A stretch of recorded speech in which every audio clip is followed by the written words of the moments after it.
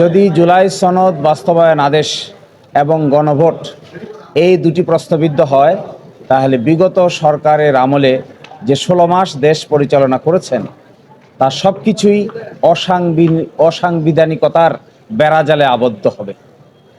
আর তা করে আজকালকার সরকারের পক্ষ থেকে এক ধরনের ইন্ধন যোগানো হচ্ছে। এই ইন্ধনের অংশ হিসেবে কেউ কেউ এই বিষয়গুলোকে আদালতের কাঁধে বন্দুক রেখে বাকি কাজ করতে চাচ্ছেন।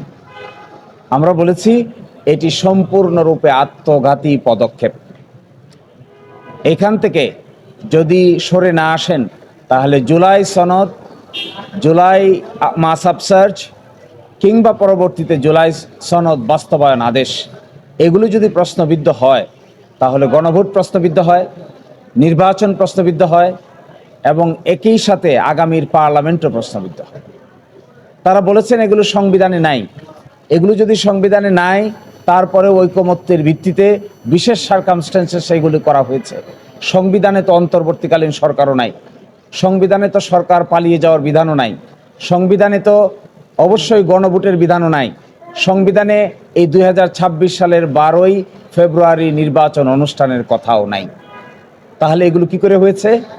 এগুলো সবগুলো হয়েছে একটা এক্সট্রাঅর্ডিনারি সিচুয়েশনকে মোকাবেলা করতে গিয়ে আইনগতভাবে সলা পরামর্শ করে এক একটা পদক্ষেপ নেওয়া হয়েছে। বাংলাদেশের সংবিধানে তো এই কথা লেখা নাই যে সরকার পালিয়ে বিদেশ চলে যাবে।